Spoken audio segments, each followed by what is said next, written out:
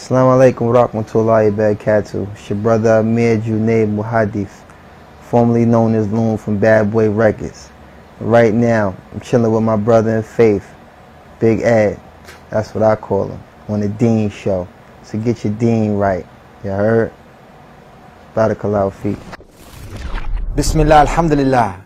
Let me give you the best of greetings, the greetings of peace. Peace be unto you. Now, my name is Eddie, and I'm your host of the Deen show. And I get a chance to sit with a lot of wonderful people. People who have come to acknowledge what the truth is in life. They joined this beautiful brotherhood of over 1.5 billion people from all around the world. The fastest growing way of life in the world today. And my next guest is one of those people. Now, he's a unique individual. He's my brother and your brother.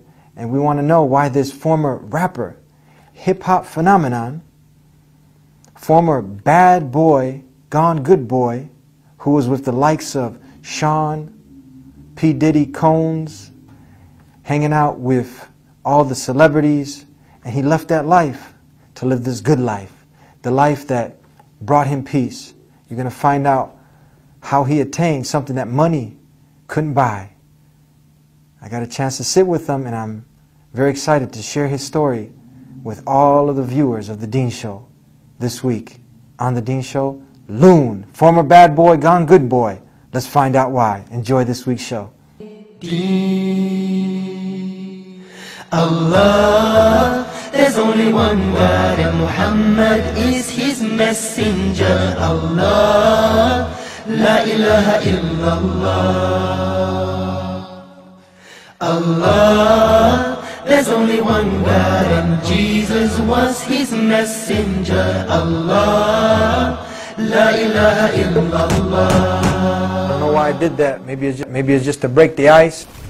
Assalamu alaikum. Wa alaikum salam wa rahmatullahi wa barakatuh. Peace be unto you, my brother. Oh, and also with you, Aki. Now, what was the greeting that you used to have before when you used to see some of the homeboys? You know, what up, son? What's good? Yo, what up, son? Yo, what's going down? Now you're saying you wishing me peace, I'm wishing you peace. Is something new, I'm huh? wishing everybody peace, you know. I mean, Islam has brought peace into my life that I couldn't find, you know, living the lifestyle I was living in the music business. And it feels good to wish peace unto others once I've found the peace for myself. Now, we are excited to hear this story because we get to talk to people who have come from all walks of life. You know, people have this misnotion that Islam is something just for the Arabs. Yeah. But when they see an American who used to be or someone who is an icon, people are looking up to you. You're singing with P. Diddy and the Bad Boy Crew. Is that what they're called? Yeah, Bad Boy Records, Bad Boy Entertainment. You know, P. Diddy, Sean Combs, Sean John. You know, I ran with an entrepreneur. I ran with an icon in the music business, and I was exposed to so many things in such a short period of time. The success of the records that I did with Puff, you know, propelled to be in, you know, audiences all around the world. It wasn't a country that I couldn't go to that a person couldn't identify with who I was, or the songs I created, or the records I partaked in. And you know, it's just an overwhelming feeling to be embraced by such a vast audience. But you know, to become a Muslim, Allah subhanahu wa ta'ala has definitely replaced that audience, you know what I'm saying, with a whole different light. You know, it's a whole different thing, and the transition has been so beautiful. You know, Allah is most kind. You know, the brothers and sisters that I used to, you know, run with in the music business have embraced my conversion to Islam. You know, my family has embraced my conversion to Islam. And it's just been smooth sailing, man. Allah is most kind, because it's something that I really needed, you know. And I think a lot of entertainers in that business are searching for the same peace. And, you know, may Allah guide them all. Let's talk a little bit about the past. We're not going to go into any details or anything, but for the benefit of those who are still trying to chase what you were living, they call it the American dream. Yeah. People see the videos and they see all the rides and they see the women and the glamour and the glitz, but it's not all that. Well, for the most part, I think that a lot of people, you know, mainly, you know, preferably the youth, you know, we all share kind of the same common desires and temptations. And I think the music business kind of breeds these things, and it gives people a one-dimensional perception of, you know, mostly the perks in the business, so to say. And I think that, you know, the youth, by being so inspired all around the world, you know what I'm saying, being so inspired by this lifestyle, a lot of them who have been born into certain faiths, you know what I'm saying, like Islam and things of that nature, you know, they try to incorporate this lifestyle into something that's so beautiful, you know what I'm saying. Islam is just so beautiful, and I've been seeing over the years how, you know, this business and this lifestyle has affected so many of the youth.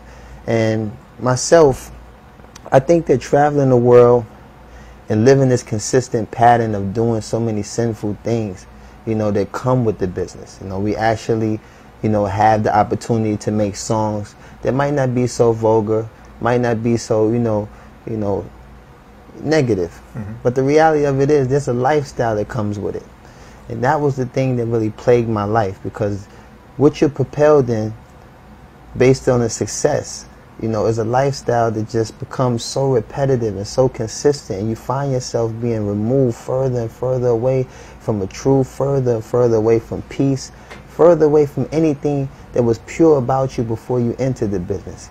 So, like I said, you know, on the outside, everything looks good. You see the $100,000 cars. You see a lot of diamonds. You see, you know, for men, for the sake of men, you see a lot of females, and they think that this is, you know, this is a life. This is like, you know, paradise right here on earth. But the reality of it is, you know, I couldn't purchase peace. You know, I was probably able to buy a car, buy a house, buy a chain. Couldn't purchase peace. And the reality of it is, while I'm sitting here constantly paying for the disease, the cure was free. Paying for the disease. Paying for the disease. And the cure is free. And the cure is free. Why are people running away from something that's free to something that's expensive? Because you got to pay for the martinis and the, I forgot what's even drunk in the club nowadays, the Dom Perignons, and you got to pay for all these things. And but you can get some water easy, like when that's what I'm saying. Like, I think people treat life like the flu shot. You think you can treat the flu with the flu? Yeah, it's not like that. You know what I'm saying? And what happened was, you know, Allah's guidance is just amazing, because I think sincerely in my heart, Allah heard me and heard the oppression that's hidden. You know what I'm saying, from a lot of us entertainers. You know, we try to forge this image and we try to forge this character that's, you know what I'm saying, like, suitable for the fan. The fan admires this character, they're drawn to this character, but the reality of it is we face tragedies no different from normal people. But the reality of it is we try to go past that and continue to feed the fan, you know, this impression that they desire and that they gravitate to. But me, on the other hand, you know, it just got to a point where it was just getting very overwhelming. It was getting very overbearing, and I just found myself searching inside, like, man, I need an answer. I need something that's going to give me a route to just, you know, alleviate some of these pains. And I would try all kinds of things. You know, sometimes you just be like, yo, listen, I'll just go buy me a hot car. Maybe I feel better. You know, maybe if I go buy a chain. You know, maybe if I go to the spa for about 5 hours, we'll get a seaweed bath and all the, you know, the whole crazy stuff. And then, you know, you get one phone call, next thing you know, you got knots in your back again. Or you drive the car, you know all the features in the car is no fun no more. Or you wear the chain, and after a while the chain is just kind of boring because, you know, everything upgrades as you go. And I found myself like, I can't find peace chasing this methodology. So what happened, I was fortunate to do a song with an artist from Canada, you know, a brother named Masari. He was a Lebanese artist. And when I did the song didn't really do good in the States, but it kind of propelled into a market that I never knew even existed. And it was in the Muslim market, in the Islamic market. And what happened was I got, you know, called to do shows in like Muscat, Oman, Dubai, Abu Dhabi, and things of this nature. Even I performed in Kazakhstan. I performed in a lot of countries, even in West Africa. And I found myself running to Islam, keep running into Islam. And once you get past the whole little butterflies and the things that come with the, you know, the entertainment aspect, I started to get drawn to other things that came with my journey. And that was like the adhan being called. The adhan being called in the city, like, just rang through the whole city. Everybody would just stop. You could hear people breathing. This is a song that I heard that was more beautiful than any song I've ever wrote in my life. That's the Muslim call to prayer. The Muslim call to prayer, you know. Yeah. And then, like I said, at some point you find yourself trying to shop between Dhur and Asr. Everyone's taking the sun in that. You know, I come from New York City. Everything is 24 hours. I've never seen anybody shut down in midday. You know what I'm saying? And all this is for the sake of Allah. All this is for the sake of God. And it's like, this was so consistent. You know, every place I went, I just seen this whole consistent practice of worshiping the one true God. And this was something that I was looking for. This is something I wanted to be a part of, because there's a lot of inconsistency the way people practice and worship, you know what I'm saying, God. And what I saw in the Muslim was very consistent. And I just couldn't, you know, I couldn't tear myself away from it. After a while, I started to see and study, ask questions. I would go to certain bookstores, buy books, and just found myself getting more and more drawn to trying to learn this culture and learn this lifestyle and learn this religion. So while I was in the UAE, I found myself, you know, pretty much, you know, at the last leg of this whole party thing. And, you know, I actually seen the sunrise while I was in Abu Dhabi, and I was staying at the Emirates Palace. And I watched the sunrise, and I'm looking at the Arabian Sea, and I'm just saying to myself, like, this is just beautiful, man. This is just beautiful. And it's like all the misconceptions that you see in the media about the Muslim, you know, all of these things were quickly getting dispelled, you know. And I started seeing, like, maybe the media is only, you know, establishing 3% of Islam. Because everywhere I'm going, I'm seeing just the exact opposite. I'm seeing streets you can eat off. I'm seeing people whose hospitality is just amazing. Everywhere you go, someone's offering you tea. Someone's offering you dates. Someone offering you help. You know, people that are very less fortunate than the people I used to hang with. I'm hanging with multimillionaires. They got yachts, you know what I'm saying, mansions, penthouses, and things of this nature. And it's hard to even extract a cold soda from them. You know, and then to be around people who really didn't have much, were always willing to give, you know, and want nothing in return, you know, because they feel that their blessings come from Allah. And that's a concept that I could incorporate in my life, because I was a giving person. I was a person that overasserted myself for the sake of success, for the sake of bringing success to other people, for the sake of helping other people find success. But the benefit at the time, I was looking for the return to come from the people I was helping. But then I learned that that's not where I'm supposed to be looking. I'm supposed to seek refuge in the one that created me. So I found myself, you know, being engulfed by this concept and just being overwhelmed and just, man, blown away. And I say, you know, I want to be a Muslim. Now, did you have any exposure to any other religions, anything else that you looked into? Can you talk about this briefly? Well, I was born in a Christian household. You know, my grandmother, she sung in the United Negro College Fund Choir for about 40 years. I used to spend maybe 6-7 days a week in the church. And, you know, I was heavily active in, you know, in Christian activity, you know, saying Bible studies. I played the piano. I played the bells. I was an usher. I did everything that you could possibly do in the infrastructure of, you know, the Baptist church.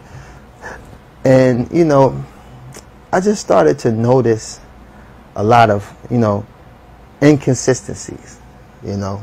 People who say they're of God doing things that are not of God.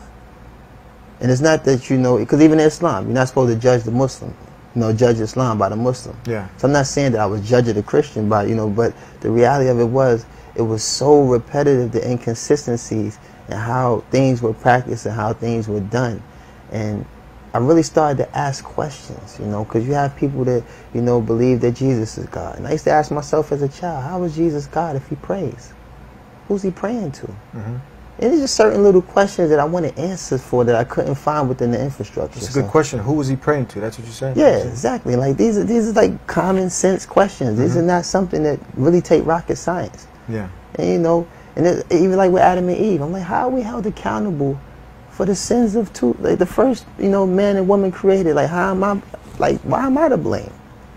I never met Adam. I never met Eve. Why would I be held accountable? That would make God unjust.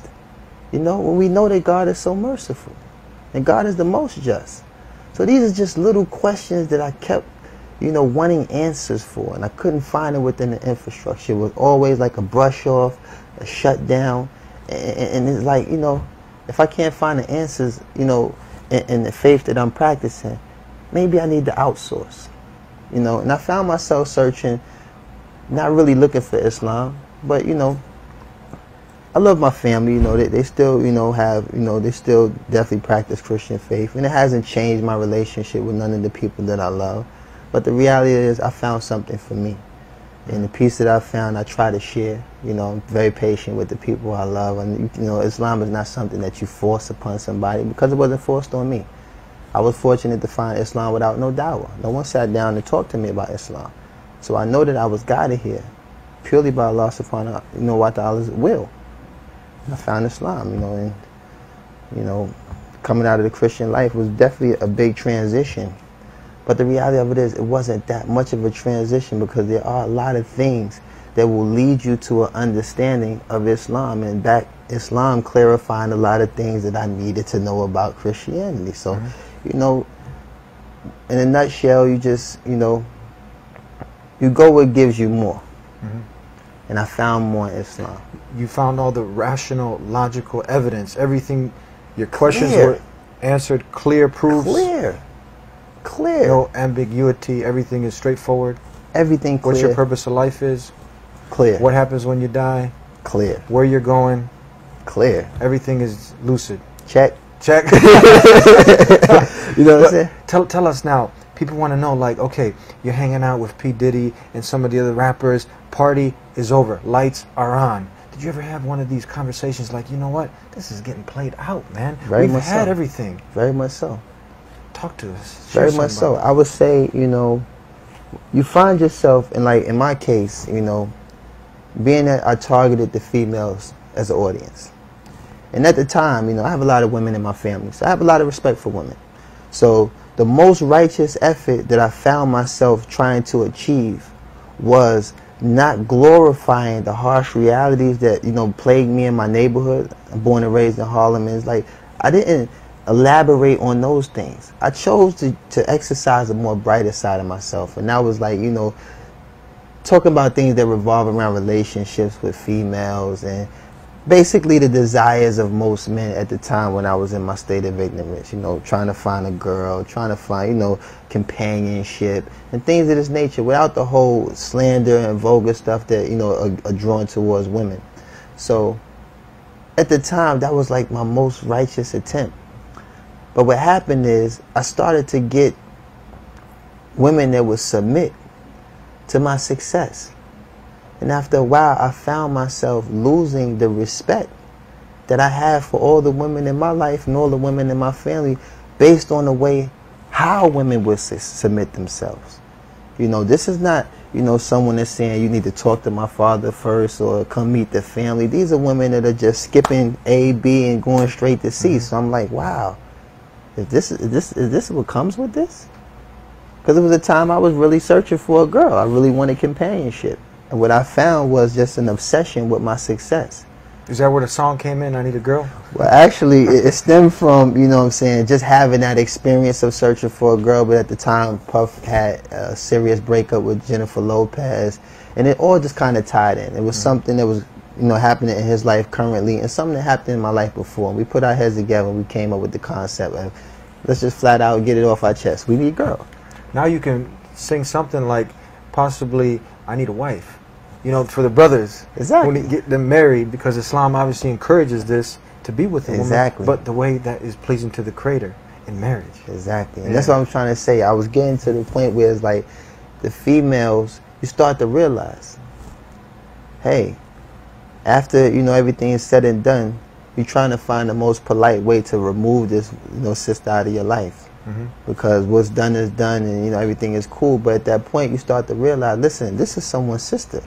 This is someone's daughter. This is someone's mother. So like you said, marriage is very important. It's something that alleviates all these desires. It's something that alleviates all of these actions.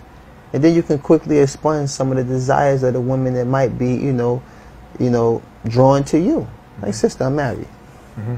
That kills a lot, you know what I'm saying? That stops a lot, and it alleviates the harm for both parties.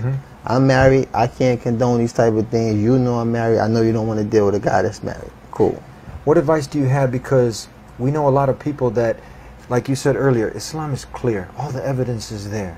But the desire of wanting success, what we supposedly look at success, like the lifestyle that you were living. People paint that as, okay, that's the ultimate success. And people now will have those moments that they dig deep down inside and they know, look, I'm not happy, but they get caught up with the cars, they get caught up with the money, and everyone is going through this. How do you break through that and not submit to your desires, but submit to the one? Exactly. I would say find success in Allah.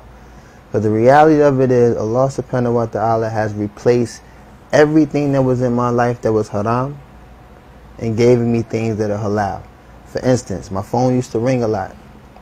Nothing but haram. Nothing but issues that dealt with haram. Tell us, we have a lot of non-Muslims watching. You said a couple Arabic words. So they don't have to take an Arabic class. Haram, prohibited. Prohibited, meaning, actually. Yeah, meaning no good. You know what I'm saying? Not allowed. And halal, meaning permissible. Yeah. Meaning that it is allowed. So I would get plenty of phone calls from people who would want to indulge in things that were haram. Now, my phone rings, I find myself giving the brother salams. That peace that we That gave each peace, that greeting that we gave each other. Yeah. And not only that, I find myself doing things that are halal. You know what I'm saying? Like talking to people who might be interested in Islam and trying to guide them to a better understanding of what Islam is through my example and through, you know, what was given to me. And also just, you know, eating halal. You know what I'm saying? Eating better. You know, I don't eat food that's, you know, not permissible. I eat food that's halal. You know, stay away from pork, stay away from things, you know. And it's just, Allah gave me the audience that I had before. You know, I still have the same young brothers and sisters that was intrigued by my musical career. Now all of them has embraced me as a brother of Islam. I have more siblings now than I've ever had in my life. You know what I'm saying? And I've been embraced by a brotherhood that surpasses any like temporary relationship I might have had with anybody that was in the business with me or anybody that I grew up with in the street. You know, and not to discredit any of my relationships, but the reality of it is Allah has removed a lot of these things that caused me harm and placed me in harm and danger. And now I just live a very free, peaceful life, and I wouldn't give this up for nothing in the world. No money can buy what you have now. No money can buy. Peace and contentment. Like I said, the cure is free. You're paying for the disease. Tell us, have you gotten a chance to interact with some of the people from Bad Boy Records, Puff Daddy? Have they said, what happened, brother? Have you gotten a chance to share this wonderful story of yours with them? I bumped into Puff a couple months ago, Busta Rhymes, who's also a Muslim, Raekwon, who's also a Muslim. And it seemed like a reunion because everyone was there. Jay-Z, Q-Tip, Puff. It just seemed like a reunion. But it was so funny because I stood there for a while. Nobody noticed me because I had grew my beard out. And, you know, I'm just standing in the cut. But when I met Puff, you know, we laugh and chuckle. We have a brotherhood that's still, you know what I'm saying, we have a relationship that's still there, you know what I'm saying. We've done a lot of things together. And I think he was very receptive to what I was, you know, upon. And at the same token, it's always a pleasure to see him. And there's always, you know, a benefit to be around him because, like I said, he's an icon. He's a major influence on a lot of people. And when the time is right, Allah knows best, you know what I'm saying? Inshallah, I will be able to, you know, consult him in an environment that's suitable. And maybe one day, inshallah, you never know, Puff Daddy might become a Muslim. What advice, closing comments and suggestions for those who are trying to mimic the hip-hop phenomenons and people who are in your position? What advice so they don't go ahead and touch the hot stove? You know how you tell a child, you know, the stove is hot and they just got to go ahead and burn it. So they don't have to go and take a long journey because death can reach you at any time. Definitely. And maybe you don't come back to where you were, you know, to finding that peace. What advice do you have? My advice would be, you know, if you're trying to, you know, incorporate a love for music, just be mindful that there's a lifestyle that comes with the music that kind of like, you know, destroys the whole positive effort of trying to just exercise a love for music. It kind of cancels out. You can't have one without the other. You do the music, you're going to indulge in the lifestyle that comes with the music. And the lifestyle itself is definitely something that you don't want to get involved with because it draws the guts out you. It draws everything that's pure inside you. And it's just something that, you know, removes the peace of mind that you might have had before you came into business. Some people feel like these desires are going to lead them somewhere, but the reality of it is, take my advice, you know, there's going to be a breaking point. There's going to be a point where you're going to find yourself overexerted, exhausted, overworked, and the benefits are not going to add up. So the reality of it is, don't just take my advice, but try to take my advice. For real, it's serious. Brother, thank you very much for being with us here on the Deen Show. Man, pleasure being you. Man, Eddie, he's a good man. Thank you, man. Thank Allah you very much. continue to bless you as He has Ameen. by opening your heart and to this wonderful way of life. And I'd like to Ameen. thank you for being with us on another episode of the Deen Show. Every week we're here trying to help you understand this beautiful way of life. Beautiful. All the messengers of God, they submitted to the one God. Try to strive to live that good, wholesome life. Try to give birth what's already inside of you, that goodness. Bring it out. Ask for the guidance. It's very simple. Yeah. And the truth shall be made clear. Hopefully we'll see you next time here on the Deen Show. Until then, Assalamu alaikum. Peace be unto you. We'll see what everyone's talking about. Prove. If you find one contradiction, it can't be from God. But the rational idea, the rational explanation is, you do your best. Give up worshiping God as one. I will never give up spreading this message. The reality of life usually doesn't sink in until tragedy comes. You get a few bad people, the media grabs a hold of that and spins it the way they want to.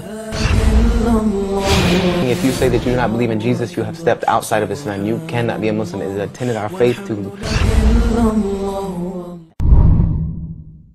It's cold, it's late, everybody's sleeping. I arise and ask Allah to forgive me. Oh Allah, you see, oh Allah, you know all the sins I do. I turn to you to forgive my sins in my heart. I'm your sinful slave, you're my loving Lord. I'm the one who runs away, oh Allah, guide me. Bismillahirrahmanirrahim.